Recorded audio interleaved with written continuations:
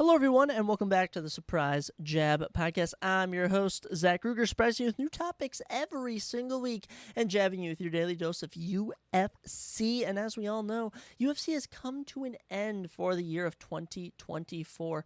And it's times like these where we like to look back, reflect, and check out our predictions we made at the beginning of the year. So at the beginning of the year, I made some predictions as to who I think would still be champion by the end of the year, who I thought would have the biggest rise and the biggest fall in all 11 UFC divisions. So we're going to be looking back at all of my predictions and seeing how accurate I was, seeing if I would consider myself correct in terms of rising and falling, and seeing how I nailed my new champions. So that'll be what we'll be covering on today's episode as well, looking at Week 16 of the NFL season, guys. And this is being recorded before the Packers and Saints game, so I don't know the results of that. But let me just tell you, we have some pretty big announcements in terms of fantasy football in the Week 16 of the NFL season. Of course, new UFC news, new pop culture news, all sorts of fun stuff on today's episode. So grab some hot cocoa, strap in. Maybe when you are traveling to go to Christmas somewhere, you will need something to listen to. And this podcast can be something that will fill your ears with joy for all to hear. Is that Christmas spirit, joy? Don't you receive joy during the Christmas time of year? I believe so, but anyways, let's get into it with, of course, new UFC news, new UFC fights, and we have 3 new UFC fights to bring to you today. First one, UFC Vegas 103 going down March 1st at the Apex, welterweight matchup between the undefeated Danny Barlow, 9-0, 2-0 in the UFC, as he takes on Sam the Future Patterson, who is 2-1 in the UFC. Sam, 2 round 1 submissions over Kiefer Crosby and Johan Lainez.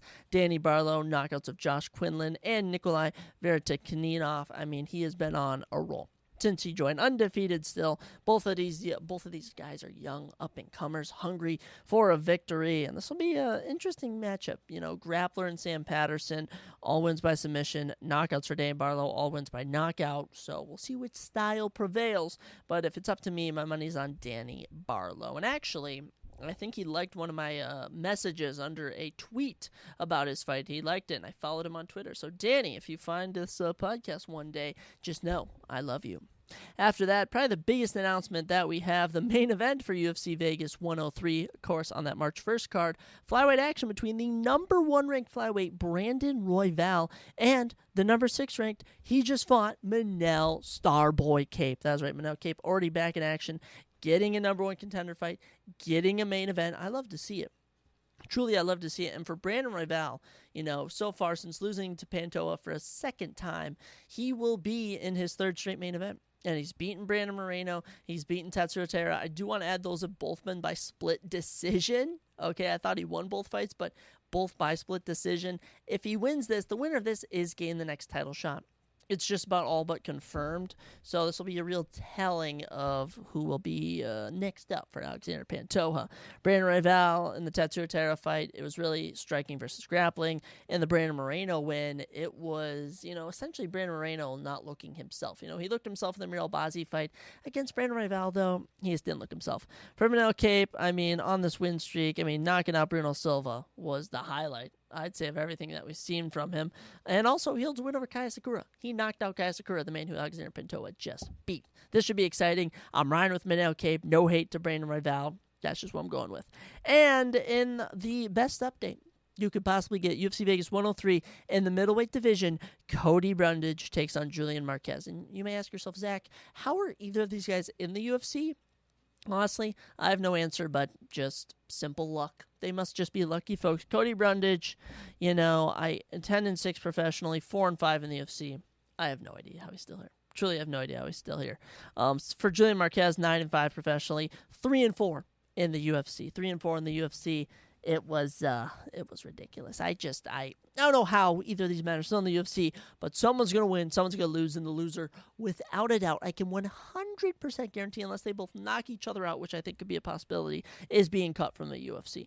That's truly what I believe. But hey, you know what? Maybe I'll be shocked.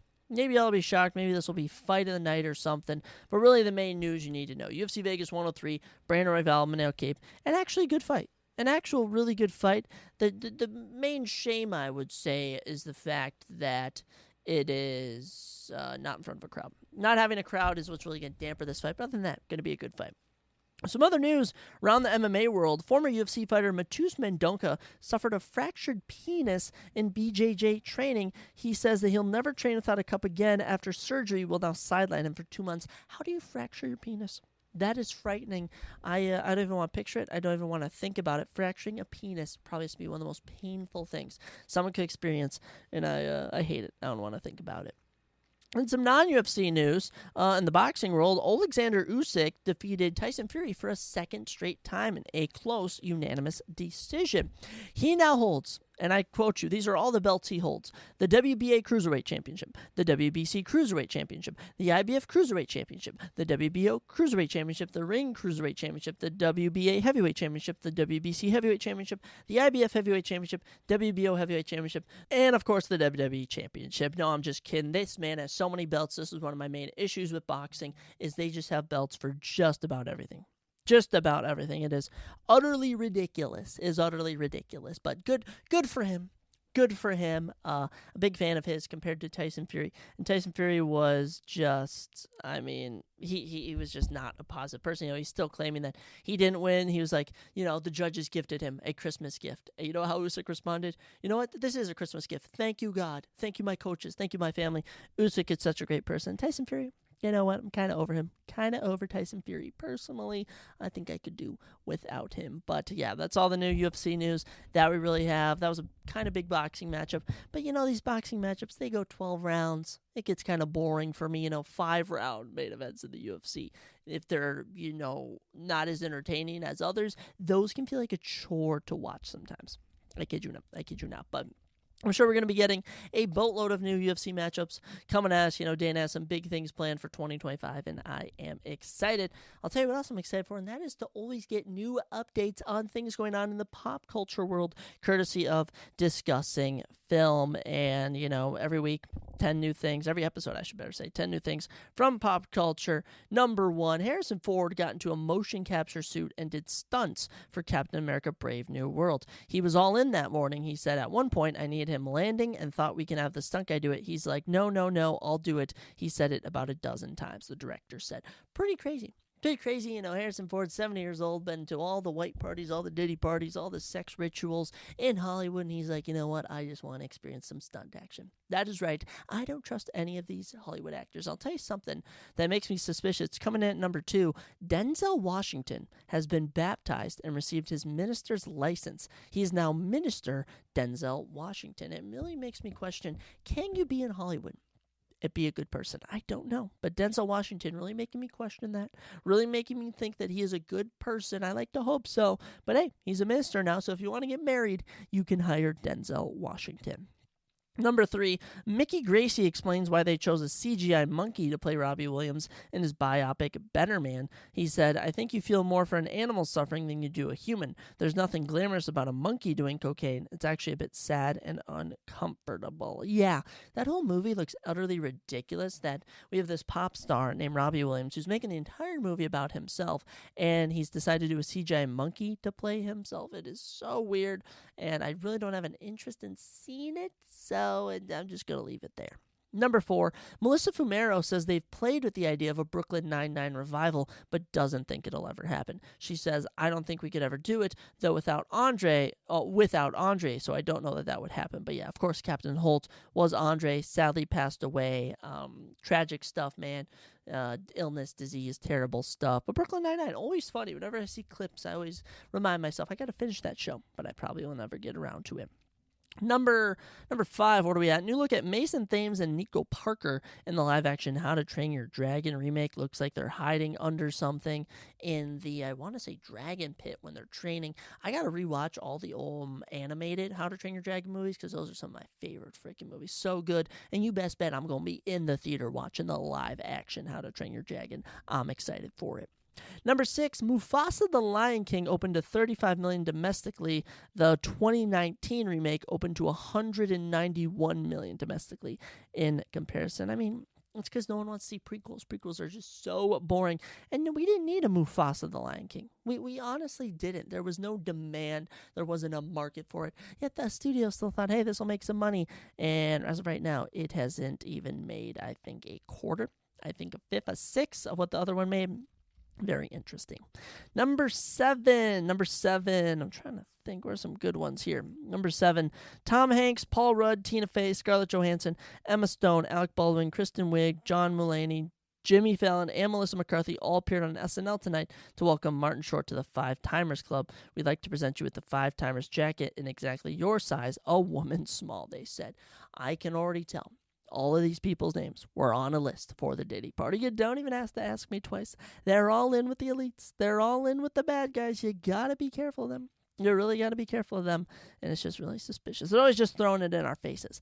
I can't stand it. Number 7, Kraven the Hunter is tracking to become one of the few modern comic book movies to not pass 100 million worldwide. Well, I just got to be honest. Every review is bad. There's really no hype behind it. There's nothing exciting in the film that makes me want to see it. It really just looks like a lame movie I'd watch on the couch with my folks. That's honestly the vibe I get from Kraven the Hunter. So I'll probably pass on it. It's unfortunate. It's unfortunate how it happens. But hey, you know what? That's not my fault. That's the studio's fault. Number 8, Sonic 3 earns $25.8 million in the film's domestic opening day, which beat, of course, Mufasa the Lion King in terms of opening day. Interesting enough. Didn't even know that. Number 9. John M. Chu says George Lucas called him to tell him that he loved Wicked. He was still at the mall where he'd just seen the movie. He couldn't have been more kind. He's like, I see all the elements of that movie. I know how hard it is to pull it all off together. Yeah, if only George Lucas didn't sell his soul to Disney for billions of dollars. And now he will never get to decide what happens in Star Wars again. Star Wars is ruined, and it's all George Lucas's fault. I'm sorry. You shouldn't have never sold it. You should have kept it. Just my humble opinion. And in terms of the final new things in pop culture, number 10 is actually going to be a quick little movie review. That is right. Me and Lexi, we just watched Carry On. It's on Netflix. New movie with Taron Egerton and Jason Bateman. Fantastic. You never really know where the show's heading, and then the climax, just phenomenal. A lot of shocking moments in it. They make being a TSA agent, airport TSA agent, one of the most suspenseful things. It is so good. I highly recommend. Gets an 8.3 out of 10. On the movie meter. The movie meter, that's right. You know how everyone's got the boom meter? No, this is the movie meter. 8.3 on the movie meter. Was highly surprised. And, I love Taron Egerton. He's a great actor. And seeing Jason Bateman as a villain, really cool to see. It's got some action here and there. It's got death. It's got plot twists. It's not really a thriller. It's kind of a thriller, but I would highly recommend it.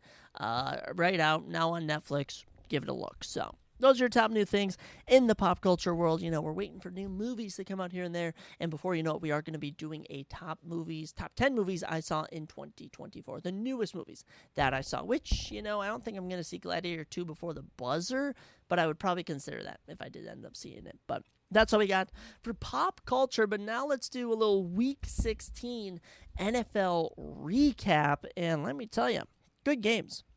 Good games left, right, and center for this week. And drum roll, please. I have made the championship in my 16-man fantasy football league. That is right. Thank you all. Thank you all so much. I freaking did it. I made the championship in my 16-man league. It's all I cared about, the only league I cared about. And I did it. I was losing. I was down 10.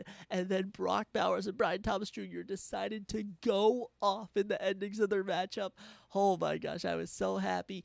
Jackson Smith and Jigba carrying me to a championship. Saquon Barkley, Brian, Brock, the dogs, they are. I was having a ball watching it. And the Vikings won. A lot of good stuff. But we kick things off, a little Thursday night football action. Chargers, Broncos, and in a pivotal matchup to clinch a playoff spot, the Broncos lose 34-27 and actually choke the lead. That's right. Heading into halftime, it was, I want to say 21-13? At one point, it was 21-10. I know that for a fact. It was 24-13 at one point, and then just 3 unanswered touchdowns from the Chargers, and Broncos lost. All right, Chargers are now the number 2 team in the AFC West, and as of right now, are in the playoffs. I know, very exciting stuff. Now, mind you, both teams are technically in the playoffs at that 6 and 7 seed, but Chargers having that game edge on the Broncos, very pivotal.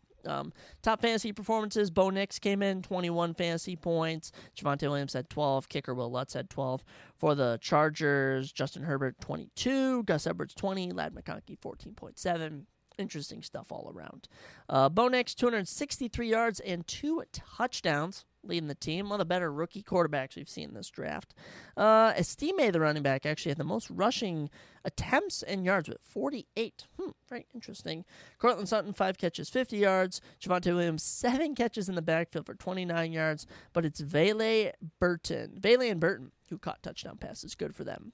For the Chargers, Herbert, 284 yards, 2 touchdowns, 1 interception. Gus Edwards, 14 rushes, 68 yards, 2 touchdowns. Haskins and Davis caught touchdowns. Interesting enough. Chargers now, good stuff for them. The team's coming off a win now. For the Broncos, tough loss here. It's going to be a close matchup, and, if they both win next week, they're locked in for playoff spots. All right, they're locked in for playoff spots because no one else is going to catch them. The AFC is pretty much wraps. The AFC is pretty much wraps for matchups. Bills clinch the AFC East. Chiefs clinch the AFC West. AFC North still up for grabs, but it's literally just between the Steelers and Ravens, pretty much. They're both 10-5 at the moment. Texans have won the AFC South, so if I'm the Broncos and Chargers, I just gotta hang in there. Neither team can lose out. They both have to win out to secure a playoff spot, essentially. But right now, they're both in, and I believe the Broncos are the 7 and Chargers are the 6, interestingly enough.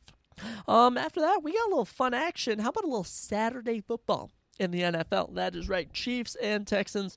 Chiefs, man, brought it down to the wire. 27-19, though. They pull away. The win streak's at 5. The home streak is 8-0, and they're 14-1. Best team in the league. For the Texans, tough loss. Tough loss here, but 9-6.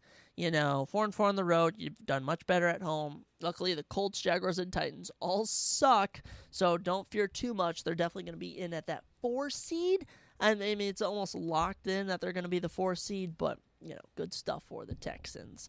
Fantasy football-wise, Tank Dell, 21.8 fantasy points, and I think he shattered his knee or something. It's not looking too good. He was carted off. I don't know what happened, but he laid it all out on the field. CJ Stroud, 16.06 points. Dalton Schultz, 15.5. Good stuff.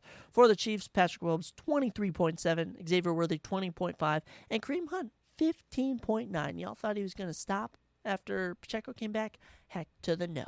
This was competitive to an extent, I would say a majority of the way, but really fourth quarter, you had 2 field goals. Chiefs defense came up massive on that final drive, and Texans just couldn't get the ball back. CJ, 244 yards, 2 touchdowns, and 2 costly picks. Joe Mixon held to 57 yards on the ground. Tank Dell, 6 catches, 98 yards, and a touchdown was doing good. Nico Collins, 7 catches, 6 yards was decent. And Dalton Schultz, 5 catches, 45 yards, and a touchdown.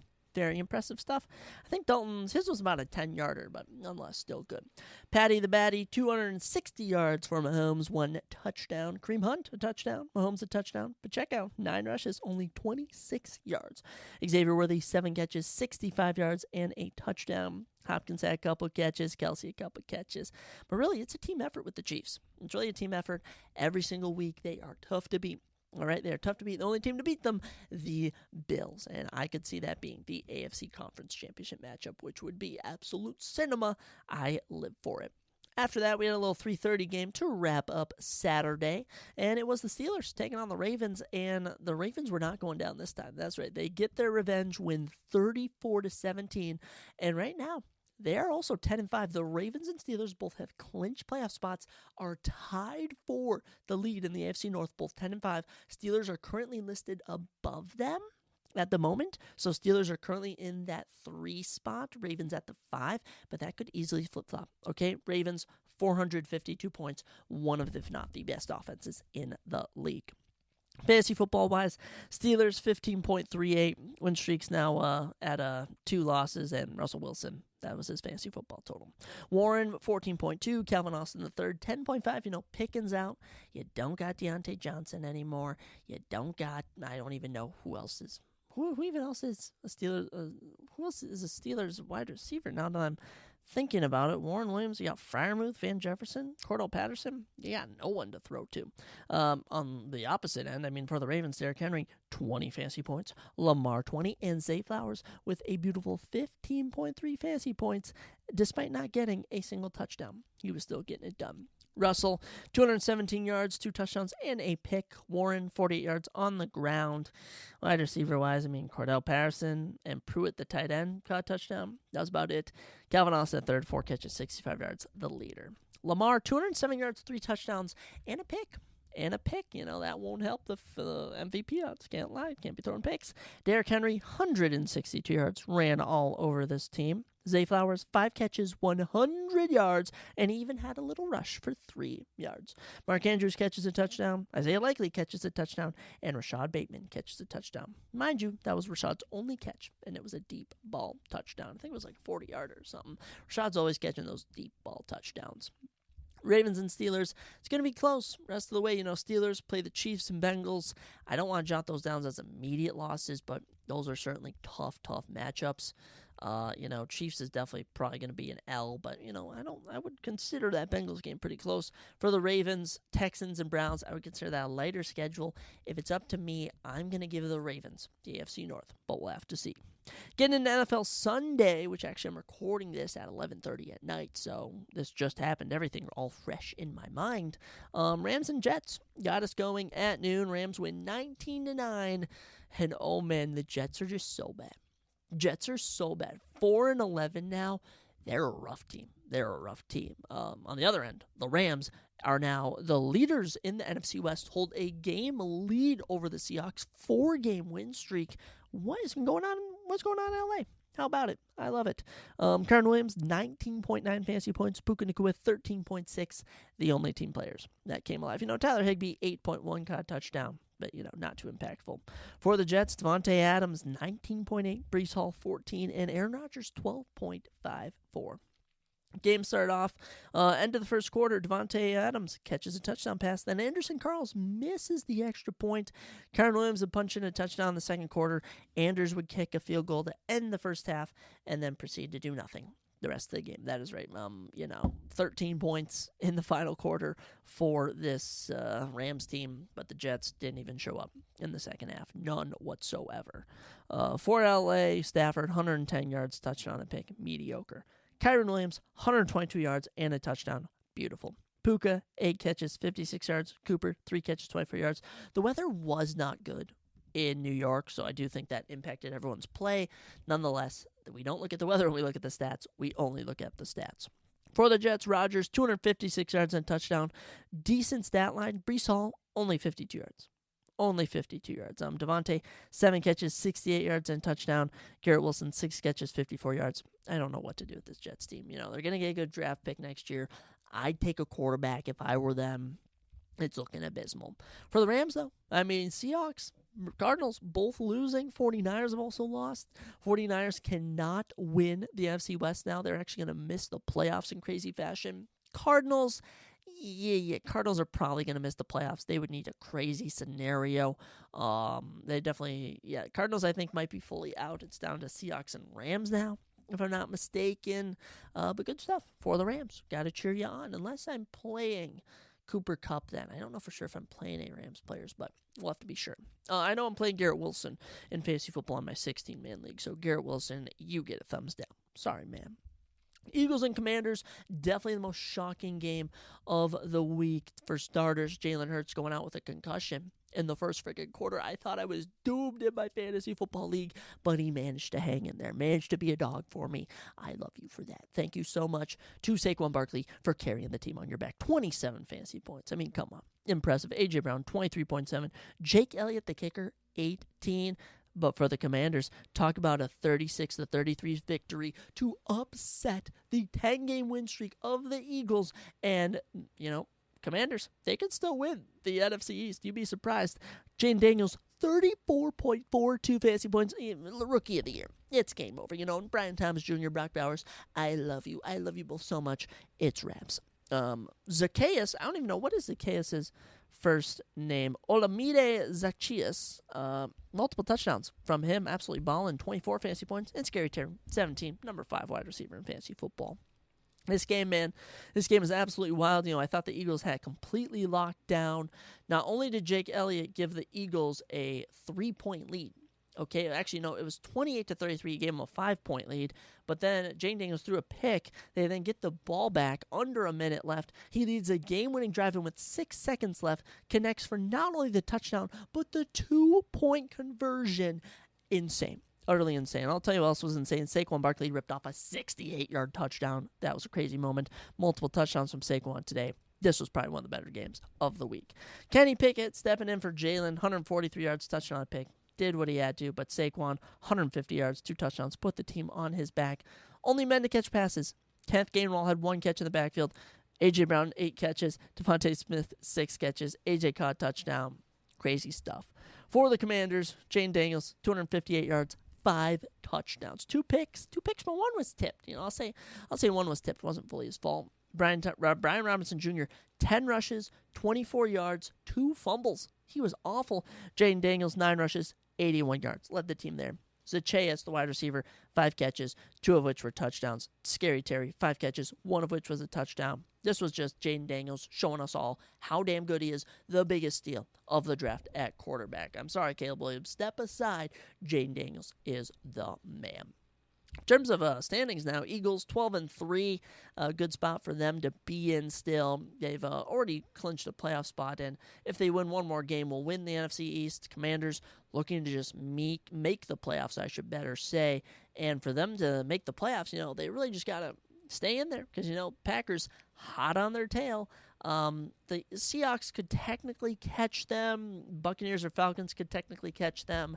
It's going to be confusing, but I do believe the Commanders will sneak in at the 6 or 7. We'll have to see, though. Keeping our noon games rolling, Giants and Falcons. I mean, this was a defensive masterclass from the Falcons, and of course I play the Falcons defense. The week that this goes on. But nonetheless, we managed to move on to the playoffs, so I can happily talk about this Falcons team. Falcons win 34-7. What's his face? Tyrone Tracy Jr. for the Giants, the only bright spot. 16.9 fantasy points. Malik had 13.8. Vandal Robinson, 13.2. I mean, this Giants team is doomed. They're definitely getting the number 1 pick. I can bank on that. The losing streak, 10 games. They're rough. They have a minus, I want to say, 150 point differential. They've only put up 215 points. Worst offense in the league. They're atrocious. And Drew Lock is not a good quarterback. I just want to let you all know, he threw 2 pick sixes. Falcons defense, 26 fantasy points. Oh my gosh, insane. Bijan, 24.3, and Darnell Mooney, 13.2. Tyrone actually scored the first touchdown of the game to make it 7-0 Giants, and then you witnessed, I kid you not, 34 unanswered points. Who gets that? Jesse Bates, 55-yard pick 6 in the second quarter, and Matthew Judon, a 27-yard pick 6 in the third quarter. Drew Lock, 210 yards, touchdown, 2 picks, awful. Malik Neighbors, 7 catches, 68 yards. Tracy, 4 catches, 1 of which was a touchdown. It's rough to be a Giants fan. For the Falcons, Kirk Cousins was actually benched this week in favor of Penix Jr. and Michael Penix, 202 yards and an interception. Not the hottest, but this was just a defensive game for the Falcons. You didn't even need Penix out there. The man, Kirk Cousins, apparently they're also going to cut him in the offseason. Crazy turn of events in Atlanta. And let me just tell you, we got the better end of the deal. You know what? You want to chase the money, Kirk? Get out of here. We'll take Sammy Slings it any day of the week. Bijan, best player out there, 94 yards, 2 touchdowns. Also had 2 catches for 9 yards. Good stuff for the Falcons, and now they lead the NFC South. Good for them. Now leading, 2-game win streak. It's going to be a tough ending. You got Commanders and Panthers, and this Panthers team, be careful with this Panthers team, especially in these divisional games. I'm confident the Commanders will win. I'm pretty confident there, but as for the Giants, I have nothing. There's nothing positive I could say. I'm sorry. Malik Neighbors, you're good. Malik Neighbors is good. Tyrone Tracy is good. Other than that, nothing more to say. Let's talk about those Panthers, though. A 36-30 OT winner to stun the Cardinals, cancel the Cardinals' hopes of winning the division. It might have been canceling their chances at making the playoffs, I think, but I don't know. Absolutely loved it. Panthers 4-11 now. You've improved from last year. Yeah, I can't lie. They've improved from last year. They're 4-11. Maybe you could win out and go 6-11. But the worst defense in the league, 448 points given up, managed to pull off a win here. Good for them. Good for them. For the Cardinals, yeah, you're bad if you're losing to the Panthers. Let me tell you that. James Conner, 26.6 fantasy points. Kyler Murray, 20.38. The kicker, Chad Ryland, 15. Good stuff from him. For the Panthers, Chuba Hubbard, 32.5 fantasy points. Bryce Young, 27.12. And Adam Thielen, 15.3. Boys were doing good. This was competitive back and forth. And after shockingly choking a 10-point lead, including a 58-yard game winner, the Panthers managed to rally by scoring a 21-yard rush with Chuba Hubbard 3 minutes before the end of overtime. Absolute cinema. Murray, 202 yards, touchdown, and a pick. Also rushed for 63 yards and a touchdown. James Conner, 117 yards and a touchdown. Not too bad of a day from him. Also led the day with 4 catches for 49 yards. Marvin Harrison Jr. held to 4 catches for 39 yards, and Trey McBride held to 3 catches for 20 yards. Bryce Young, baby, 158 yards, 2 touchdowns. Chuba Hubbard, though, 152 yards, 2 touchdowns. Insane. Bryce Young also 68 yards and a touchdown on the ground. Impressive. Thielen caught a touchdown. David Moore caught a touchdown. Chuba Hubbard caught 4 passes in the backfield. Good for him. Panthers, good win for you. Excellent win for you. For the Cardinals, that'll do it. That'll do it for your season. You need a miracle, and you play the Rams and the 49ers, and I'm not picking them to win either of those games. Actually, they might. All those divisional games are so close. And also, I do want to say that the NFC West is very competitive. It's just crazy to think the 49ers finished last. Wow, what a disastrous season for them. Bengals and Browns was your next matchup. How about that little AFC North matchup? Of course, the Bengals won 24-6. They win handsomely. You had 1 touchdown for the Browns in the third quarter, and they missed the extra point. Of course they did. Of course they missed the extra point. Jerome Ford, 24.1 fantasy points. It's weird that he's won the backfield. I do think that's weird. David Njoku, 14.6, and Dorian Thompson-Robinson, 7.18. Yeah, getting nothing. For the Bengals, Jamar, 22, Joe Burrow, 21, and T. Higgins, 19.8. Bengals, 7-8. They're going to miss the playoffs. It's unfortunate to see, but you know what? You can't win them all. Despite having an excellent offense, your defense just isn't all that. Despite having a good game here. Dorian, 157 yards, 2 picks, was awful. Jerome Ford, 92 yards, and a touchdown, was phenomenal. Also had 5 catches for 39 yards. Love to see it. Jerry Jeudy held to only 2 catches for 20 yards. For the Bengals, Joe Shiesty, 252 yards and 3 touchdowns. Rudimentary. Chase Brown, 91 yards on the ground. Also had 3 catches. Jamar Chase, 6 catches, 97 yards, and a touchdown. T. Higgins, 8 catches, 58 yards, and a touchdown. And Andre Iosova, 3 catches, 53 yards, and a touchdown. Run-of-the-mill game for the Bengals. Getting it done, sucks for them that they aren't going to make the playoffs, but it happens. For the Browns, 1-7 on the road this year. 4-game losing streak, 245 points. One of the worst offenses out there. 3-12 record. There is still a miracle way they could get the number 1 pick. If they lose out and the Giants win out, they could get the number 1 pick in a miraculous turn of events. A battle of 2 terrible teams who had a barn burner for no reason. Colts and Titans in a 38-30 masterclass. Both these defenses showing how not to play defense, let me tell you that. Colts win 38-30. Tajee Spears for the Titans, 21-6. 21.6, my bad. Chigga Okonkwo, 19.1 fantasy points. Calvin Ridley, 16.8. For the Colts, 39.8 for Jonathan Taylor. Insane. Anthony Richardson, 20. Joshua Downs, 15.1. This was crazy. This was looking like a blowout. This was a blowout. It was actually, I want to say, I don't even know what it was, but the Colts went up 38 to, I want to say, 14. And then out of nowhere, they ripped off 3 straight touchdowns. And it was all of a sudden a 38-30 game, and they just couldn't get the ball back. It was crazy. Lots of offense, lots of fun. And when you're the Titans, 3-12, 4-game losing streak, you just got to do whatever you can. You're just throwing all stops out the window to try and do stuff. You know what? Happy to see that. Colts, 7-8. There's still a chance they might make the playoffs. I don't think so, actually, but I don't know. There's a lot of scenarios that could happen in the final 2 weeks. Mason Rudolph for Tennessee, 252 yards, 2 touchdowns, and 3 picks. Not the best. Tajee Spears, 2 rushing touchdowns on 27 yards. Good for him. Chigga Okonkwo, 9 catches, 81 yards. Calvin Ridley, 3 catches, 78 yards and a touchdown. And Nick Westbrook-Ikini, you already know, he had 2 catches, 17 yards, and a touchdown. For the Colts, Anthony Richardson, 131 yards, touchdown, and a pick. Also had 70 yards rushing for a touchdown. But it's Jonathan Taylor, 218 yards and 3 touchdowns. Absolutely insane. He went off. He was running all over this Titans defense. Joshua down 3 catches, one of which was a touchdown. Other than that, Pittman caught 2 passes, Adonai Mitchell caught a pass, and Mo Alley-Cox got 1 pass. I mean, this was the Jonathan Taylor show, and it was nice to see. Good job to the Colts. Titans still hunting for a top 5 pick. Following that, NFC North divisional matchup, and oh my gosh, I'm starting to get sick of the Lions. They won again. And, I get they lost the Bills last week, but I really need them to lose more. Okay, I need them to lose more so the Vikings can win the NFC North. Lions win 493 points. They won 34-17. They are the only team, I want to say, approaching.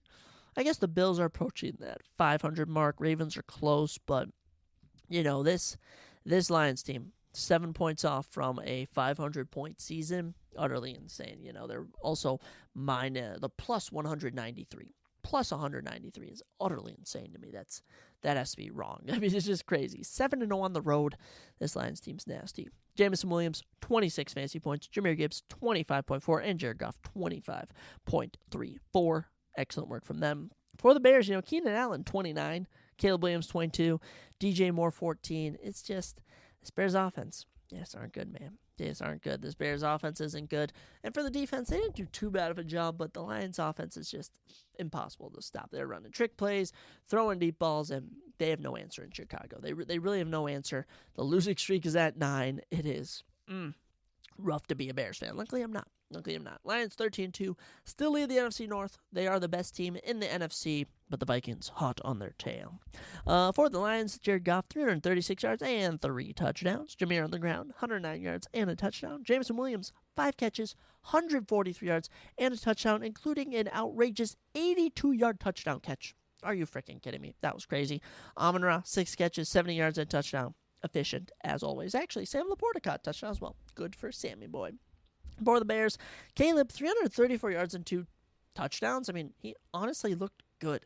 Caleb Williams is a good quarterback. I can firmly say he is a good quarterback. Jane Daniels has a better system in place, I'd say, so it looks like he was the better quarterback. But we'll see how Caleb Williams pans out, because he's not looking like a Justin Fields. He's looking actually pretty good. On the ground, leading rusher was Caleb Williams, 34 yards. The leading running back, DeAndre Swift, 9 rushes, 20 yards, held in check. Keenan Allen, 9 catches, 141 yards, and a touchdown. Rome Odunze, 4 catches, 77 yards, and a touchdown. And Cole Kmet had 2 catches, one of which was a touchdown. Good for old Cole Kmet. Bears, nothing much to say to you. Nothing much. For the Lions, that's where I'm looking at. They play the 49ers, and then they play the Minnesota Vikings. And depending how next week goes, it'll really impact what happens. But if us and the Lions both win, or if us and the Lions both lose, we will play for the division. But I think no matter what scenario we play for the division, I'm just trying to think that if we go into week 18 and we're 14-2 and they're 13-3, if they then win, they get in, which I think they would, since they would own tiebreakers. But then I also wonder, if we go in 13-2 and they go in, or if we go in 13-3 and they go in 14-2, what'll happen? But I think no matter what happens, week 18 will determine who wins the NFC North. I'm pretty sure. I don't want to say anything, but I'm pretty confident the Vikings can beat the Packers again next week. I'll be interested to see. Speaking of which, my Minnesota Vikings played at 3. I can't lie, watching 3 o'clock games is exhausting. I have no interest in 3 o'clock or night games. I'm all good for the noon games. After that, I kind of doze off. But Vikings pull through another tough one, 27-24. This Seahawks team would not back down, but we pulled it out. We got it done. The win streak's at 8 freaking games. The Vikings are so freaking good. I'm losing my mind. I'm in my Jordan Addison jersey right now. I love the Minnesota Vikings. For the Seahawks, tough loss. 8-7. They've lost the lead in the NFC West. And they're going to have to win out. They're going to need the Rams to lose out. They're going to need to win out. It's going to be crazy. But good work to my Minnesota Vikings. Justin Jefferson, 36 fantasy points. Would you expect anything less? I wouldn't. Sam Darnold, 22. And Jordan Addison, 14.5, who I was playing in fantasy. I was so nervous. But after the first drive, he kind of chilled out. Jackson Smith-Njigba of the Seahawks. Okay, Here's the thing. I had JSN in my league, in my fantasy football league, and I was secretly cheering for him. I didn't outwardly cheer for him, but 24 fantasy points. He carried me to a victory, dude. He was so clutch. Geno Smith, 21 fantasy points, and DK Metcalf, 14.7. He was doing some good stuff. Justin Jefferson, 39-yard touchdown pass with under 4 minutes left. We were down 24-20, and I was like, oh my gosh, we're going to lose. And of course, the Vikings led a game-winning drive, and Jefferson absolutely cooked the living daylights out of the Seahawks secondary. It was insane. Sam Darnold, 245 yards, 3 touchdowns. Give him the MVP. Screw a Josh Allen. Screw a Lamar Jackson. Give Sam Darnold the MVP. Book it right now. Aaron Jones, 67 yards. I'm going to need that type of performance next week because I actually play him in fantasy. But Justin Jefferson, 10 catches, 144 yards, 2 touchdowns. Star of the day. You already know, best wide receiver in the league. Step aside Jamar Chase. Step aside CeeDee Lamb. It's Justin Jefferson time. Geno Smith, 314 yards, 3 touchdowns, and 2 picks, including a costly one to end the game. I mean, DK Metcalf kind of running a terrible out route, and, you know, it's supposed to be a timed route, and DK just was in no connection with Geno Smith, and Geno Smith throws it right to one of our safeties. We catch it. We take a knee. Game over. Rushing-wise, we held Kenneth Walker to 31 yards. I'm happy with that. Truly, I am. Jackson Smith and Jigba, 8 catches, 95 yards, and a touchdown. He did good. Kenneth Walker, 8 catches, 28 yards. They were all little just chuck plays, doing really nothing. DK Metcalf, 3 catches, one of which was a touchdown. And A.J. Barner, rookie from Michigan, 2 catches, one of which was a touchdown. Good for the kid. You know what? Good for the kid. Vikings, of course, Packers and Lions, going to be tough. We're winning the Super Bowl. I'm telling you right now, the Vikings are winning the Super Bowl. It is a lock. It's take it to the bank. Take it to the bank. The Vikings are winning the Super Bowl. I'm all here for it. I love it. I need it. Good job to my Minnesota Vikings.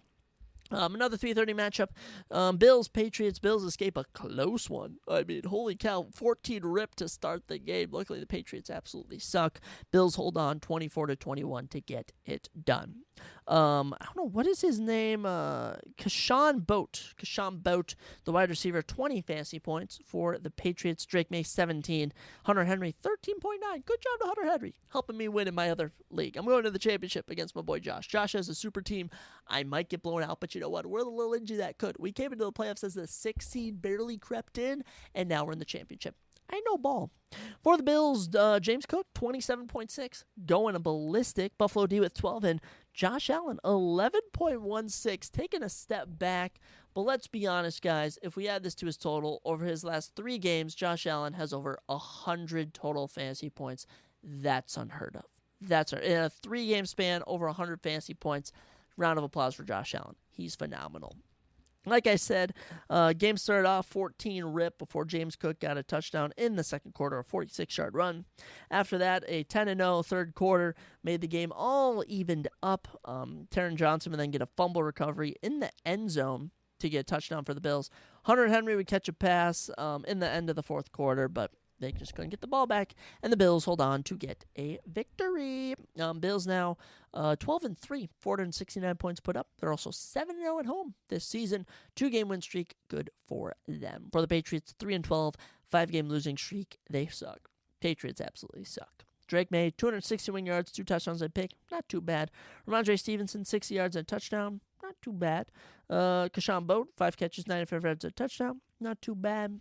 But, I mean, it's just never enough. Truly, it's never enough for the Patriots.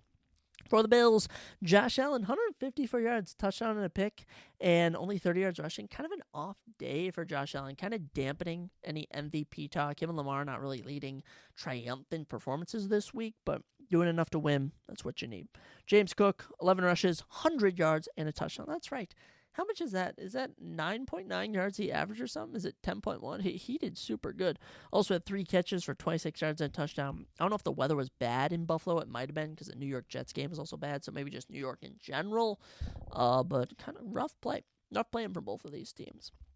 My favorite game of the week, it might be the Jaguars and Raiders, a battle between 2 teams who have nothing to lose, nothing to gain, but they have 2 of my favorite players in Brian Thomas Jr. and Brock Bowers. And both of my sweet princes delivered a fantasy football appearance in the championship to me. That's right. We're going to the championship because Brian Thomas Jr. and Brock Bowers combined for just under 50 fantasy points. 49.1 fantasy points from my dynamic duo. I love them with all my heart. Truly, they're phenomenal. In this game, though, Raiders win 19-14. Raiders snap a long losing streak, 3-12 now. Good win for them. For the Jaguars, a 2-game losing streak. They're both 3-12. They're both terrible, but this was a fun game nonetheless. Brian Thomas Jr., 28.1 fantasy points. 28.2, my bad. Mac Jones, 13, and Parker Washington, 11. For the Raiders, Brock Bowers, 20.9. Amir Abdullah with 19, and Alexander Madison, 15.6. Good stuff. Highlights of this game, Brian Thomas Jr., 62-yard touchdown pass from Mac Jones. Truly, that was the highlight of the game. Other than that, Alexander Madison and Amir Abdullah both getting touchdowns. Both former Vikings. How about that? We're just sending all of our washed-up running backs out to you in Las Vegas. You're welcome. You're absolutely welcome. Tank Bigsby also got a touchdown. Good job, Tank. For Jacksonville, Mac Jones, 247 yards and a touchdown. Not too bad. Not too bad. Tank Bigsby winning the backfield over Etienne Jr., 50 rushing yards and a touchdown. Receiving-wise, Brian Thomas Jr., 9 catches, 130 yards, and a touchdown. Mwah. He's amazing. For the Raiders, Aiden O'Connell, 257 yards through the air. Amir Abdullah, 38 yards on the ground for a touchdown. Madison, 27 yards on the ground for a touchdown. And they both got a bunch of little random balls. But I mean, Brock Bowers, 11 catches, 99 yards. And one thing I want to touch on, Brian Thomas Jr. caught 9 passes. He had 13 targets. Brock Bowers caught 11 passes. He had 13 targets. These two are target machines. Mac Jones and Aiden O'Connell both know who the best receiver is on their team, and they know to get the ball to them. Also, thankfully, Jacoby Myers held to only 2 catches for 41 yards. Was so clutch. Absolutely so clutch. So I was very thrilled about that. You know, these guys are going to get probably the number 1 and number 2 picks. Who knows? But Brian Thomas Jr. and Brock Bowers carrying me to a championship. We'll see. We're going to win. We're going to win. I'm coming for you, Chase. I know I'm playing my boy Chase in the championship. I'm coming for him.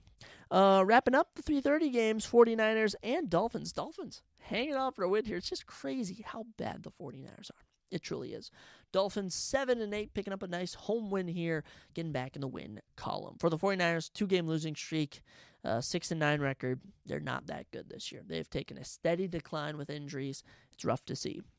Deebo Samuel having the best game of his season, 25.1 fantasy points. Brock Purdy, 21, and George Kittle, 18. For the Dolphins, Devin Achane, 31 fantasy points. The kicker, Jason Sanders, 21, and Tua Tagovailoa, 12.5. Highlights of the game, Deebo catching some touchdowns. Devin Achane ended the game with a 50-yard touchdown rush. Nothing too much, but a good win for the Dolphins. Good win in Miami. Purdy, 313 yards, 2 touchdowns, and a pick. Also rushed for 26 yards. Kittle, 8 catches, 106 yards. Deebo, 7 catches, 96 yards, a touchdown. Also rushed for 25 yards. Good for him. Eric Saubert, the tight end, 1 catch for a touchdown. Good for him. For Miami, Tua, 215 yards and a touchdown. Decent. Achane, 120 yards and a touchdown. Also had 6 catches for 70 yards. A fantasy monster. Jonas Smith and Tyreek Hill doing decent, but not enough. I was able to get past them to go to a fantasy football championship. I don't think the Dolphins can make the fantasy. I don't think they can make the playoffs. Current playoff standings, as the Chiefs are 14-1. They're going to get the number 1 seed. Bills at 12-3 are at the number 2. Steelers and Ravens are both 10-5, kind of the same scenario as the NFC North, where one of these teams is going to become the 5 and one of them is going to be the 3. In this scenario, I'm going to say Ravens make the 3, Steelers will be the 5. 4 will definitely be the Texans. So then you have Steelers at 5. Your 6 seed is Chargers and 7 seed is Broncos, because they're both 9 and 6. So truly, if the Chargers or Broncos, who do they play each other? No, Chargers play Patriots and Raiders. They could probably win out there. If Chargers or Broncos win, I'm pretty sure both their final games. If even the Chargers and Broncos win one more game, and the Bengals, Colts, and Dolphins all lose one, I think they're eliminated. So that's pretty interesting. But we'll have to see. That's your AFC North scenario.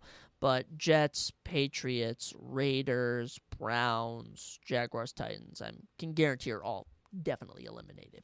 For the NFC, the final game was Sunday Night Football, and the Cowboys beat the Buccaneers 26-24. Wow. Shocker right here. Cowboys 7-8, 2-game win streak. Where was this all year? Where was this Cowboys team all year? I don't know where they were hiding, but my goodness, Baker, 22.32 fantasy points. Good stuff. Bucky Irving, 18.2. Jalen McMillan, 16.7. Good stuff, boys. Brandon Aubrey, though, cooked their asses. All right, Brandon Aubrey cooked their asses, 21 fantasy points for the best kicker in the league behind Chris Boswell. CeeDee Lamb, 17.5, and Cooper Rush, 15.28. You know, they were in a good spot. Okay, Brandon Aubrey had a 58-yarder, a 49-yarder, a 53-yarder, and a 58-yarder. All right, they're sitting pretty. And then Chase McLaughlin kicks field goal. Ryan Miller catches a touchdown pass from Baker Mayfield, and then I don't know if they threw a pick. I don't know. I think it might have been a fumble or something, but they turned the ball over, and the Cowboys shockingly win. Good job to the Dallas Stars. Not the actual Dallas Stars, but the Cowboys. Baker, 303 yards, 2 touchdowns and a pick. Bucky Irving, 68 yards and a touchdown. Mike Evans, 5 catches, 69 yards. Good stuff there. Yeah, nothing too much all around. Just a team effort to get it done. For the Cowboys, Cooper Rush, 292 yards and a touchdown. Rico, 23 yards on the ground. Ezekiel Elliott getting 1 carry on the 1-yard line to get a touchdown. Good for him. CeeDee Lamb, 7 catches, 105 yards. Jake Ferguson, 6 catches for 40 yards. But it's Tolbert who catches the lone touchdown of the day. Cowboys, 7-8. I don't know if they can do it. But all I do know is the Buccaneers lost their lead in the NFC South, as we've mentioned before. The Falcons currently lead the NFC South. And I believe the Falcons hold 2 tiebreakers over the Bucs, if I'm thinking correctly. They beat the Buccaneers 31-26 and 36-30. So, if you're the Buccaneers, you need to win more games than the Falcons to win the NFC South. So, Falcons will end their year against Commanders and Panthers. I think they're 1-1. So, if it's me, I'm projecting that the Falcons end the year, what would that be, 9-8? So, 9-8 for the Falcons. Buccaneers play Panthers and Saints. I'm going to say they go 2-0, and I'm going to say the Buccaneers not only win the division, but make the playoffs. So, for the NFC playoff picture, let's just, I'm going to be an optimist here, just to be humble. I'm going to say Lions win the number 1 seed. You're going to get the Eagles in there at the number 2. You're going to get the, I'm going to say Rams at 3. We're going to say Buccaneers at 4. And then your 5, 6, 7 will be Vikings, Commanders, Packers is what we're going to say it is. So, if I'm being honest, Seahawks have to beat the Rams. It's going to be between Seahawks and Rams for NFC West and Buccaneers and Falcons for the NFC South. So, Panthers, Saints, Bears, 49ers, Cardinals, Giants, and unfortunately Cowboys, I'm going to just eliminate from the playoffs. They haven't really said who's eliminated and who's not eliminated on the NFL's listing on Google, but I'll know who is in and who is out. But NFL Week 16, good stuff. All around, I'm happy the Vikings won. I'm happy I made it to 2 of my championships. I took 3rd in my sleeper league, but I had more points than anyone throughout the whole playoffs, so I consider that truly a win. In my dumb 10-man $50 buy-in, which was just on the NFL Fantasy app, was under bad circumstances. My team went off this week. Looking at it, I would have done really well in the playoffs, so I'm happy there. And for my 8-man family league, I set the playoffs up wrong. Okay, I set the playoffs up wrong, so I've ended up playing my cousin Kevin every single week to end out the year. But I mean, if I looked at it and I put up the 2nd most points for in the league, I faced the most points for. I faced like 1,800 points this year. So I do want to say, if I don't play as good a team, if I don't play every single team on their best week, I'd have probably won the league. So I'm happy with all that. We're heading to 2 championships. We took 3rd in the league. We're looking to win 2 consolation brackets. And who knows? We got to bring home a chip. We're going to 2 chips. I got to win at least one. And they're both going to take place over weeks 17 and 18, which I'm very excited for. So that's your fantasy football and your week 16 rundown. You already know we'll be back with your week 17 picks, and I'm going to talk about all the fantasy performances I need to happen. But let's wrap this episode off by looking at my predictions I made at the start of the year, seeing how accurate they became. And I would say I'm going to give you my 2025 predictions, but I'm going to save that for another episode of the Surprise Jab podcast. For this one, let's just take another look back at 2024.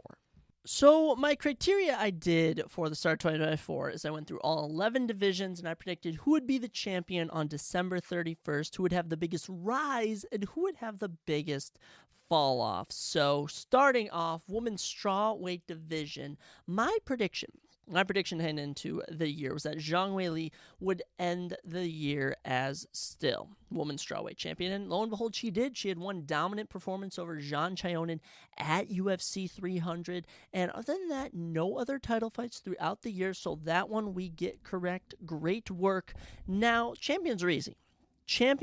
But for biggest rise and biggest fall off, this one can get a bit tricky. So I don't really have a criteria. I'm just going to judge it by if they did rise to an exceptional level and if the fall off was pretty brutal. So for the biggest rise, I chose Lupi Godinez. And right now she is ranked at number 11.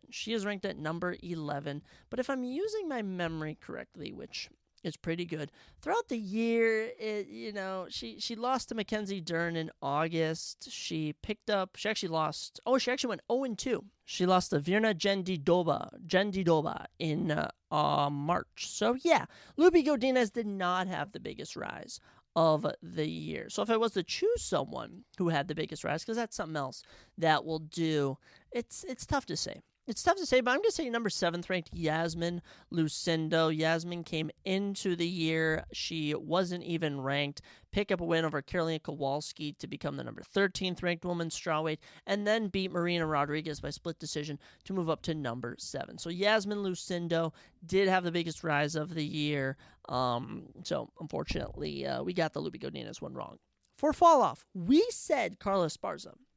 Now, in terms of Carla Esparza, fall off is kind of tricky. But I kind of want to give this to myself. I kind of want to give myself the Carla Esparza fall off because Carla Esparza fought just once this year, and she lost and she retired. So I'm honestly feeling pretty bold. I'm gonna give this to myself. If someone straight up retires, that's a fall off. Retiring off of a loss is a fall-off. So I'm going to give myself Carla Esparza as one of the biggest fall-offs. Now, if I could do some other women's strawweights who had kind of a fall-off. Lupi Godinez kind of had some hype, and that kind of died. Luiana Pinheiro had a rough year. Luiana Pinheiro came into the year with a lot of momentum, got finished by Angela Hill, got finished by Jillian Robertson. So she had a fall-off. She's currently ranked number 14th. You could also say Marina Rodriguez at 9. Marina Rodriguez did not have a good year. She went 0-2, losses to Jessica Andrade and to Yasmin Lucindo. But honestly, I'm going to ride with Carla Esparza. Came back, lost split decision. Nothing came of it. For men's flyweight, we'll go to the men's division to mix it up. Alexander Pantoja, we said he'd still be champion. What more do you want? 2 title defenses, domination. No one's touching him. We nailed this one correctly. For biggest rise, I said Tatsuro Taira. And I'm going to stand by this. Tatsuro Taira had the biggest rise at men's flyweight. Now, mind you, he did suffer a loss to Brandon Royval. He lost a close split decision. But other than that, he was thrown into the rankings at 15. Just to get him in the rankings, he beats Alex Perez in his lone main event. He takes Brandon Royval, the number 1 contender, to a close split decision, 50-50 decision, and he's currently ranked number 5 in the world. So from 15 to 5 in a calendar year, I'm sticking with that. Give me Tatsuro Taira.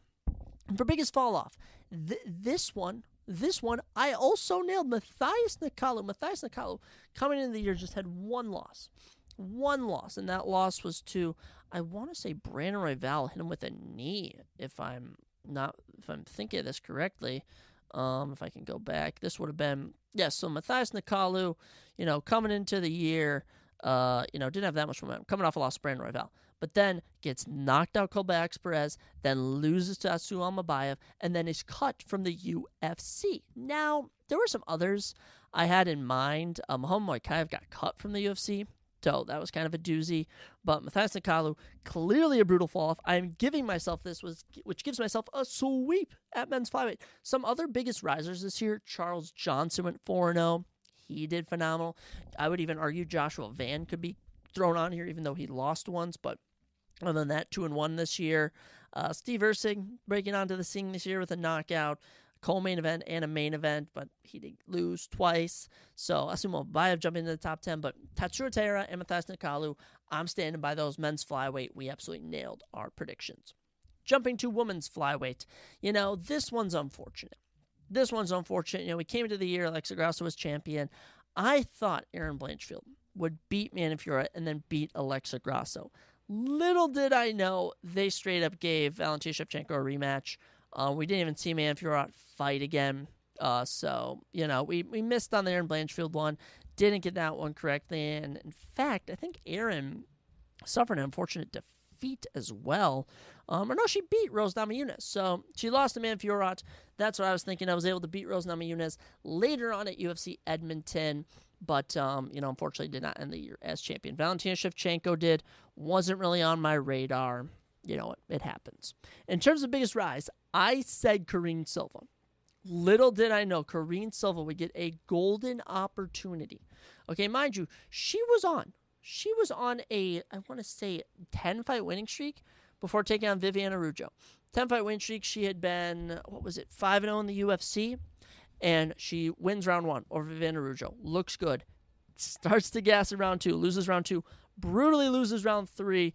And misses out on. So Karine Silva had a chance to become the biggest riser and fumbled it. So we did not get that one correctly. Easily the most correct. Natalia Silva up to number 5 now. Impressive wins over Caitlin Serminara. She also beat Jessica Andrade. Viviana Rujo. She was phenomenal this year. Natalia Silva at 5. Easily the biggest riser. Biggest fall off. I said Lauren Murphy. I'm going to be honest, I can't even recall what happened to Lauren Murphy this year, but I just knew she must have been ranked in the top 10 at the start of the year, and what I should have done is taken pictures. I wish I could have pulled up where everyone was at the start of the year and where they're at now, but Lauren Murphy, as of right now, fought Jessica Andrade in 2023. The last time she fought was 2023. She was ranked in the top 10, and she was cut from the UFC. So bingo, I'm going to give myself that. I'm going to give myself Lauren Murphy because she is no longer at the UFC. They cut her from the UFC. Other than that, biggest fall-offs, there really wasn't any. If I'm being honest. I'm going to say Lauren Murphy. We got that. So we nailed that one. Good stuff. I'm happy with it. Men's bantamweight.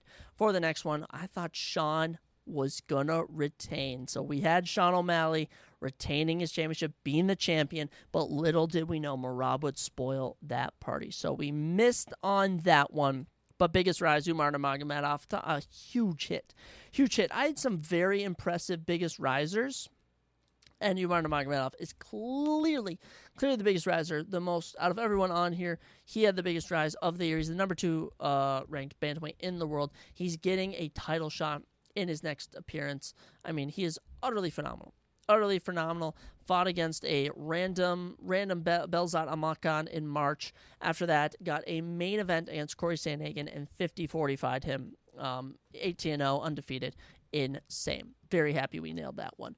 Biggest fall off. This one's tough. And I said Rob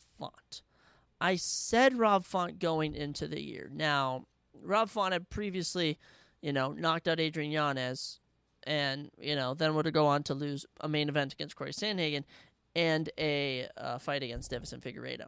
Now, this year he had one fight against Kyler Phillips and managed to win. So Rob Font did not have the biggest fall-off, but he is ranked number 9 now. And, I can't give myself that. But if I were to say biggest fall-off, this one's kind of tricky. No one really fell off too hard. Dominic Cruz got booted from the rankings, but I could say Dominic Cruz, but then again, he's had no fight news. Tyler Phillips lost, but it was a close decision. I'm going to say Jonathan Martinez had the biggest fall-off of the year. Jonathan Martinez had the biggest fall-off of the year, in my opinion. Jonathan came into the year, was, I want to say, the number 11 men's bantamweight in the world, and he lost to Jose Aldo and to Marcus McGee, both by decisions, and was kicked out of the rankings. So Jonathan Martinez is going to be my biggest bantamweight fall-off of the year. Rob Font still hanging in there. Women's bantamweight, to wrap up our women's divisions. I thought Maribel Silva would beat Raquel Pennington. Little did I know she would win one round, then lose the next 4. which is utterly embarrassing. She would then go on to get dominated by, who was it? Not Norma Doom. Macy Chiasson in a matchup at UFC 303. So, Maribel Silva not becoming champion. Absolute doozy. And you could even argue she had the biggest fall off of the year, in my opinion. But, I mean, women's bantamweight, there's a lot of fall offs. For biggest rise, here's the thing. I'm going to give myself Norma Dumont. Norma Dumont's currently ranked number 4 right now for biggest rise. And the only reason that I'm not going to, not give myself that is because I didn't know Kayla Harrison was going to join the UFC. I don't think anyone knew Kayla Harrison was going to join the UFC until UFC 300 was announced. But Norma Dumont beat Jermaine Durandamy, beat Irene Aldana. So she's ranked number 4 right now. Was previously ranked number, she was, I don't even think she was in the rank. She might have been ranked like number 12 or 11 start of the year. So I'm going to give myself the Norma Dumont one. That one's good. For fall off, I said Holly Holmes. And Holly Holmes had 1 fight this year. Mind you, she's been averaging 1 fight per year. Okay? And she lost to Kayla Harrison. Now, there were some other fall-offs. Irene Aldana, Maribel Silva looked pretty bad. But, I mean, in terms of who had the biggest fall-off, I'm going to give myself Holly Holmes. She has no clout right now, no fight news. She might even be retiring soon. But obviously, I don't want to give away spoiler alerts, but Kayla Harrison is in the running for my Women's Fighter of the Year. So just to keep that on your radar, she would be the biggest rise of the year. But since we didn't know she was going to be joining the UFC, we're going to give ourselves the Holly Holmes fall off and, of course, the Norma Dumont rise. Very good stuff. Men's featherweight. This one, I loved the Umar Nurmagomedov pick. But the fact that I nailed this one, the fact that I nailed Ilia Topuria ending the year as champion, I just got to give it to myself. Ilia Topuria, I predicted would end the year as champion. He knocked out Volkanovski. He knocked out Max Holloway. If Alex Pereira would not have had 3 title defenses in a 8-month span, I would have easily, actually not even, what's 4 to 10 in a 6-month span? I mean, Alex Pereira had 3 title defenses in a 6-month span. I would have given it to Ilia Topuria, but it's close. Ilia Topuria lost by a small margin to Alex Pereira, but we nailed Ilia Topuria ending the year as featherweight champion. Biggest rise, this one hurts. I said Movsar Evloev. Movsar had a great year. He beat Arnold Allen. He beat Aljamain Sterling, both entertaining fights. But despite having a great rise, I'm going to say, I was lenient on the Norma Dumont. I'm not going to be lenient here. Diego Lopez had the biggest rise of the year. And, he wasn't on my radar. I loved him. I absolutely loved Diego Lopez. But the fact that he knocks out Sodiq Yusuff at UFC 300, the fact he beats Dan Ige on 4 hours notice, and the fact that he runs through Brian Ortega, utterly demolishes him through 3 rounds, it's just so impressive. He's ranked number 3 in the world right now. Diego Lopez, easily the biggest riser of the year. And he could be taking on Movsar Evloev, and he could be champion next year. But Movsar Evloev, despite how good he is, we already knew he was good. He beat the number 7 guy, beat the number 9 guy currently, both by decision. Undefeated still, but we're going to give it to Movsar Evloev. Biggest fall off. This one is really tough. I said Brian Ortega. Brian Ortega, had a rough year. Losing to Diego Lopez, but he beat Yair Rodriguez. And just because he beat Yair Rodriguez, I'm not going to give him the biggest fall-off of the year. No, Holly Holmes, Lauren Murphy, Matthias Nicolau, Carlos Barza, all kind of fell off. But Brian Ortega, he didn't really fall off. He really didn't. And, if I could choose someone, Calvin Kattar at number 10 is just... there was at one point he was the top guy, but, he fought against Aljamain Sterling, got out-grappled. That was really bad. If I could throw someone else out there, there really isn't anyone that really comes to mind, but Brian Ortega certainly doesn't have high stock right now, but, saying he had a fall off, that would be inaccurate. So we nailed the champion here, but biggest rise and fall off, I'm not going to give it to Movsar and Ortega. Lightweight, we said Islam, and he's still number 1 pound for pound. He's still kicking it. I don't see anyone beating him. I even think if Ilia Topuria moves up, that Islam will beat him. I think Islam has better grappling than Topuria, and I think he can survive the punching. I think Arman will offer a really a difficult challenge for Islam, but I think in terms of hands, you're going to see Islam really go to town there. But Islam, ending the year's champion, we knew it. He unfortunately only had one fight against Dustin Poirier, but with fighting in June in 2025, he's poised for a big year. And when we do actual predictions for what I think could be some fights of the year, what I think could be fighter of the year for 2025, we're going to go more in depth with our predictions. Islam Makhachev is looking to be a front runner for my 2025 fighter of the year. But good stuff there. Biggest rise, I said Benoit Saint Denis, and he was poised. He was taking on Dustin Poirier. He was winning the Dustin Poirier fight, and he freaking lost. Go on later in the year, lose a main event to Renato Moicano. You could even argue Benoit Saint Denis had one of the biggest fall-offs of the year. It was unfortunate to see, but it happens. Biggest fall-off, I said Dustin Poirier. Absolutely not. Absolutely not. Dustin Poirier's stock is at an all-time high. He's an absolute unit. If anything, I'd say Paddy Pimblett. He's now ranked number 13. Renato Moicano at 10 is up there. Arman Tsarukyan, he rose to number 1. You could even dare say Dan Hooker. I think Dan Hooker had the biggest rise. Moving back up to number 6, there was a point Dan Hooker was looking to maybe be cut from the UFC, revitalize his career. Biggest fall-off, I'd honestly say Mateusz Gamrot. Mateusz Gamrot, just losing hype with every win he had. Beneil Dariush dropping off 2.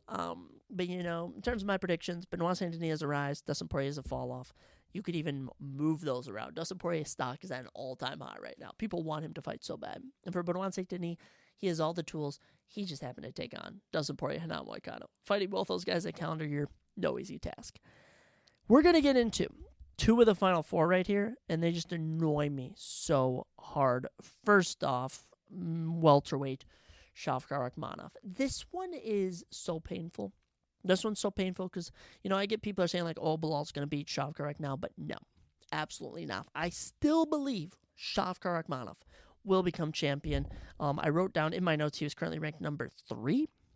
So, he didn't have the biggest rise of the year. That's for certain. He's ranked number 2 right now. But I will say, if Shavkat had fought Bilal in December, this would have came true, in my opinion.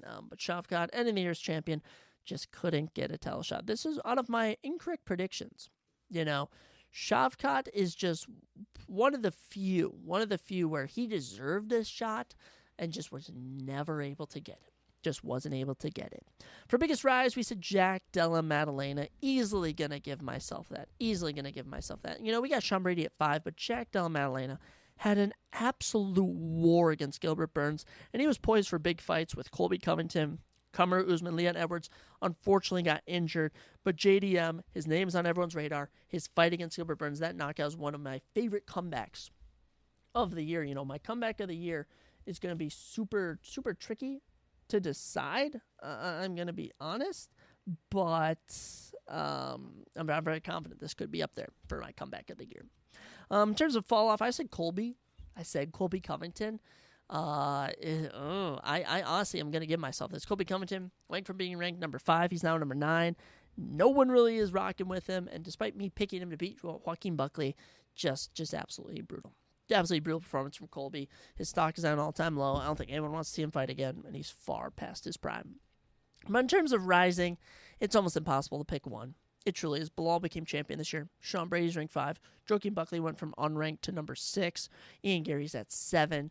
You also have Michael Morales at 12. Carlos Prates at 13.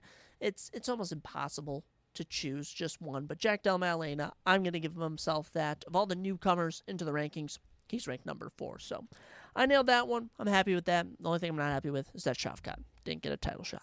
Next up was middleweight, and we said DDP, Dricus du Plessis. We nailed it. DDP and Ian Pierre, some of my favorite champion predictions. They were the only title fights I knew of when I made these predictions in January. And the fact they survived this year, incredible. Beating Sean Strickland, submitting Israel Adesanya. Amazing stuff from Dricus du Plessis. Happy with that. Poised for a big fight with Sean Strickland. Huge rematch. Winner of that's got Khamzat Chimaev waiting in the rungs. And you could say Khamzat had the biggest rise, but I'm not going to say so because it was just one fight. I'll tell you, it's a tie for me. It's a tie for biggest rise, and I'm personally going to go with this one because I think he had more impressive performances than the other guy. Nasruddin Imavov, who everyone kind of wrote off after the Sean Strickland fight, is ranked number 5 right now. but who I predicted would have the biggest rise and who went from unranked to number 6 in the world is Caio Borralho. That is right, of the Fight Nerds on a 14-fight win streak. Came in, knocked out Paul Craig this year. Have no idea how Jared Cannonier didn't get knocked out by him, but in his first main event, dominated Jared Cannonier. And now he's ranked number 6. He's got fights lined up with maybe Nazim Imavov, maybe Robert Whittaker, maybe Sean Strickland. Who knows? But Caio Borralho had the biggest rise of the year. Hands down. Hands down, I believe. Imavov's up there, but Borralho's stock is at an all-time high. You could go Imavov since he's getting the Adesanya fight, but I still think Borralho had the bigger rise. Fall off. I said Robert Whittaker. Talk about proving me wrong. Beats Paulo Costa in an early fight of the year. For a fight of the year, which didn't even win fight of the night. Let me tell you, that was a great fight. Then knocks out Ikram Al-Kasarov on short notice, and then unfortunately had to deal with Hamzat Chimaev. So Robert Whittaker did not fall off at all. Definitely not predicting that again. Biggest fall off, I said look around. Adesanya losing was tough, but I wouldn't necessarily consider it a fall off. Brendan Allen losing was pretty tough, but he only suffered one loss. I'm going to head down to number 11th ranked Paulo Costa, who lost to Robert Whittaker, who lost to Sean Strickland, and really can't get a fight anymore. So Paulo Costa had the biggest fall off. But talk about some big risers. Anthony Hernandez is now in the rankings. Shara Magomedov is now in the rankings. Jack Hermanson survived the onslaught of Joe Pyfer. I mean, great stuff all around. But we nailed Dricus du Plessis, nailed Caio Borralho, Robert Whittaker. Unfortunately, we did not. Light heavyweight, the exact same scenario as welterweight, except, I'll say I picked Magomed Ankalaev. I still believe Magomed is the last piece at light heavyweight that Alex Pereira has to beat before it's like, okay, there's no one left. Okay, he's beaten Jury twice. He's knocked out Jamal Hill. He's beaten Jan Blachowicz. I saw Rakic. He has nothing to offer. I saw Ulberg versus Volkan Ozdemir. He won't beat him. We saw what Khalil did to him. Nikita Krylov, Volkan Ozdemir, Johnny Walker, Dominic Reyes, Azamat Murzakanov. Everyone else can't do it. The number 1 ranked Magomed Ankalaev. If he ever gets the shot, I think he can complete it. It won't be easy, even though he says he won't lean on his grappling. I hope he knows he has to lean on his grappling to beat Alex Pereira, but it happens. I knew Alex Pereira would beat everyone, but Magomed Ankalaev, Magomed didn't get the title shot. It happens. We missed on that. What we did not miss on was the biggest rise at light heavyweight, which was Carlos Ulberg. I can't believe I nailed some of these. It's utterly incredible. Carlos Ulberg, currently ranked number 6, truly the only one to make the biggest jump of the year. It's very interesting. Came in May, knocks out Alonzo Menefield. Knocks out Alonzo Menefield in 12 seconds, guys, and then also beat Volkan Ozdemir November 23rd. I'm on the official UFC website. I don't know if this has been released or not. I can't recall. But Carlos is scheduled to fight Jan Blachowicz March 22nd in London. What am I reading right now? Carlos Ulberg is taking on Jan Blachowicz, the former men's light heavyweight champion, March 22nd next year. How was I not aware of this? Was I aware of this and didn't even know? I don't know. This is news to me. Okay, but Ulberg going from, I don't even think he was ranked. He might have been ranked in the bottom, but beats Alonzo Menefield, beats Volkan Ozdemir. He's ranked number 6. He's taking on the number 4 guy in the world. Oh, yeah, biggest riser. Biggest fall off, Anthony Smith. You already know I'm giving this to myself. You already know. And the thing with Anthony Smith, though, is he upset Vitor Petrino. Okay, he comes in, upsets Vitor Petrino in front of his hometown crowd in Brazil. It was intense. Then takes a Romundo Lidze, looks kind of a shelter of himself. Looks kind of like I don't know what term I'm looking for right here. He looks a shell of himself, how he usually is. Then takes on Dominic Reyes, looks even worse. He went from being ranked number 9 to being ranked number 14. Terrible year for Anthony Smith. Huge fall off. You could also argue Dominic Reyes, not Dominic Reyes, what's his face? Johnny Walker. Johnny Walker had a rough year, getting knocked out twice. Big risers. Khalil Roundtree Jr. stocks at an all-time high. I don't know. It's really just Carlos Ulberg. Carlos Ulberg had a great year. Bogdan Guskov breaking into the rankings. Dominic Reyes reviving his career. A lot of exciting stuff, but I'm happy with the biggest rise and fall off. For heavyweight to round us out on our predictions, I mean, we knew John Jones would be it. We just knew. My reasoning with John Jones was actually I didn't think he was going to fight. I honestly had it down that John Jones wasn't going to fight, so it was good to see him fight. But yes, John Jones gets it done, remains the year as champion, which actually leaves us for our champion predictions. We went 1, 2, 3, 4, 5, 6 out of 11. So over 50%, not too bad. I'll only say my really wrong ones were Aaron Blanchfield. Aaron Blanchfield just actually came 2 fights out of closeness. Sean O'Malley, who lost the belt. Maribel Silva, who lost the title fight and then lost a matchup where she could have gotten back to a title fight. But the Shavkat and Magomed, they're literally the number 1 contenders, and they aren't getting the fight. That's just not the case for the other ones. But for heavyweight, John Jones gets it done. You'll be very curious to see my prediction for 2025. I still don't know if I'm riding with Aspinall. I know how good Aspinall is, but I also know that, it's John Jones. There's a certain enigma and stigma that comes when you fight John Jones. He truly is the GOAT. He truly is the GOAT. For biggest rise, I actually was on a little Twitter trend here where I responded about someone was making a meme about Shamil Gaziev, and I said I thought this guy was going to be the best new thing at the start of the year, and someone said everyone did. So Shamil Gaziev, coming into the year, all the momentum in the world, 12-0, undefeated, all knockouts, and he comes in, gets his first main event against Jairzinho Rozenstruik, and just does nothing. The entire fight might have won round 1, and then was treated as a boxing bag. He ate every punch from Jairzinho Rozenstruik. I do want to throw that out there, that Jairzinho Rozenstruik might have lost all of the power in his hands, but Shamil Gaziev picked up who did he beat? Who did Shamil beat? He beat Don Telmez in August by unanimous decision, a pitiful performance. Shamil Gaziev, absolutely not. Biggest fall off? Now, this one's tricky. This one really is. Tai Tuivasa suffered a loss this year. It's pretty bad. Both of them. There's Jairzinho and what's his face? Marcin Tybura. Both rough losses.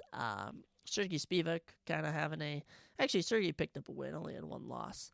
But, I said Stipe had the biggest fall off, and I'm going to stand by it. Stipe was ranked number 6 in the world. And then, he hadn't fought in forever, fights John Jones, doesn't even look like he wants to be there, loses. Huge fall off for Stipe. I'm standing by it. Him and Carlos Esparza, they both don't fight for multiple years, come back, lose. Lauren Murphy doesn't even fight, is ranked in the top 10. They finally cut her. Matthias Nikalu gets beaten twice, knocked out pretty brutally. One of the better knockouts of the year. Then gets cut. Holly Holmes fights Kayla Harrison, loses. No other fight news. People are talking about she should retire.